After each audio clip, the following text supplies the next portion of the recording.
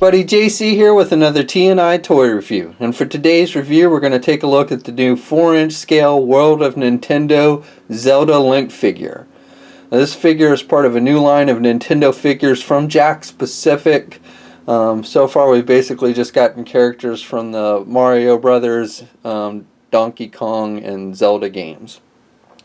The figure comes packaged in pretty cool looking packaging. Green colors to match the character. You've got some artwork up at the top corner featuring Link. You've got the official Nintendo seal up there as well. It tells us the figure is for ages 3 and up. And then the figure is displayed so you can clearly see what you're getting along with the accessories. Also off to the side is the mystery accessory, which is in a box so you can't actually see what you're getting there. And then the Zelda logo down at the bottom of the packaging. Then on the back we see an image of the figure as well as some images showing off the articulation points of the figure. Little description about the mystery accessory. It tells us the figure is 4 inches and has 13 points of articulation. And then down below you'll see other figures in the line: Wario, Mario, Yoshi, Donkey Kong, and Bowser. And you'll also notice that the card back is done with multiple languages on it. Okay, so let's get this figure open and take a look at what's inside. Okay, so here's a look at the figure outside of the packaging. And for the most part, I've got to say that Jakks Pacific has delivered a pretty nice figure with this. The details on the paint apps are pretty good for the most part. There are a little bit of sloppiness in certain portions, like here on his glove. You can see where the navy blue or dark blue on his wristband is kind of bled over onto his arm. On his one of the hinges on his gloves, you can see, they haven't painted the brown, but still overall, especially for the price point, I think these figures cost around $10 at retail. I think it's a pretty solid figure. Nice articulation, good accessories. It looks pretty true to the characters from the video game. I'm not a huge video game figure collector by any means, but this definitely seems like a pretty nice figure. Maybe not quite on par with like the SH Figure Arts figures that have been coming out for Nintendo characters, but certainly also nowhere near as expensive. So he's got pretty simple paint apps. He's got green for the tunic, beige pants, dark brown boots. He's got the brown on the gloves. He's got his hat, which is also the same color green as the tunic.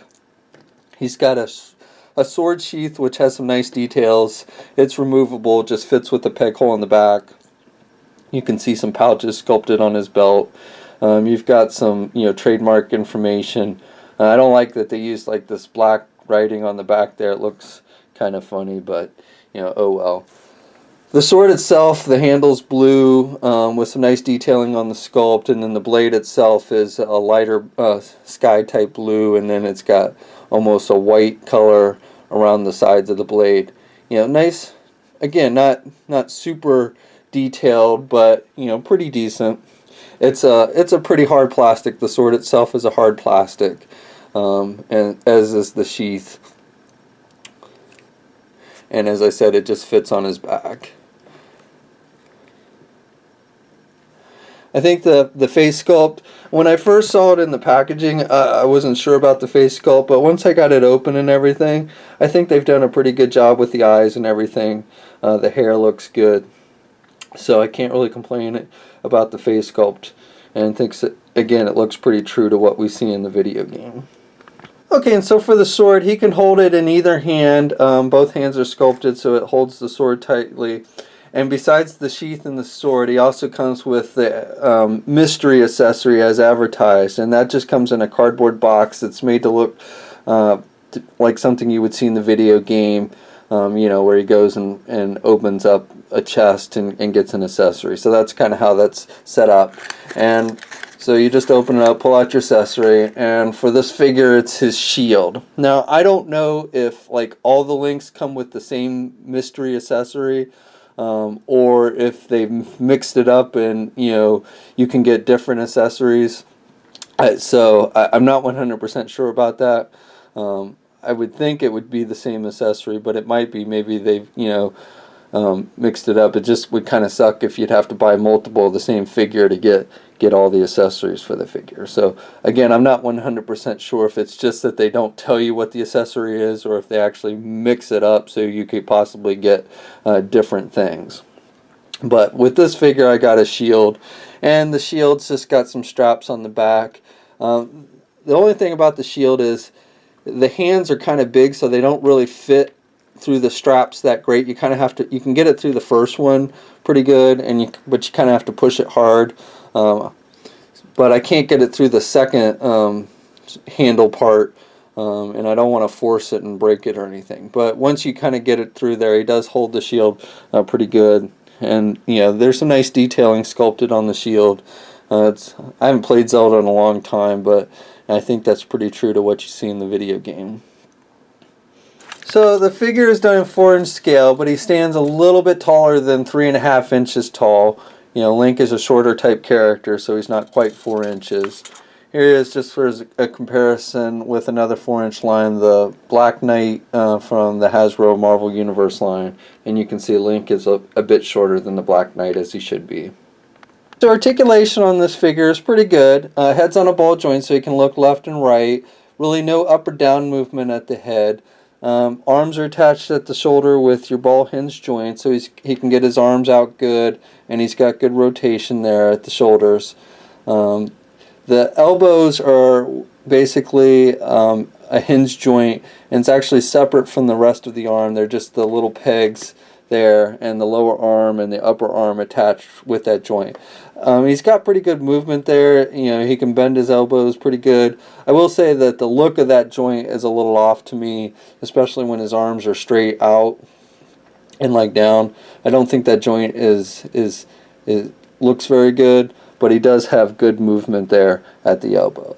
And then the wrists are also on hinge joints, so he's got some up and down movement at the wrist, and he's got rotation at the wrist. He's got a joint where the upper body and the lower body meet at his chest section. Really no ab crunch there, but he does have a rotation. The legs are on ball joints, but with the way the tunic is sculpted, which is kind of a vinyl material, it does restrict the movement of the legs, so he can't really get his legs out any more than that, and he can't really get his legs forward at all. So, very restrictive movement there at the legs. Knees are a single hinge knee, so he can bend his knees about that much. And he does have rotation there at the knee as well. And then the feet are also hinged, so he has some up and down movement. He has rotation there, and a little bit of a pivot there at the ankle. Not a whole lot, but a little bit. And then no peg holes on the bottom of his feet. So that's my review. Overall, I think this is a pretty good figure, especially for the price point. Probably not as nice a detail as you find with like the higher end SH figure art lines, but again, also nowhere near as expensive as well. So if you're a fan of the Nintendo characters and want a nice affordable figure line that has, a figure with decent accessories and good articulation, then I think you'll definitely want to check these out. These are hitting retail shelves now, places like Target, Toys R Us. So if you want to add it to your collection, start looking now. And that's my review. I hope you enjoy it. Please leave a comment. If you're so inclined, please like the video. If you haven't already, please subscribe. And until next time, I'll catch you later.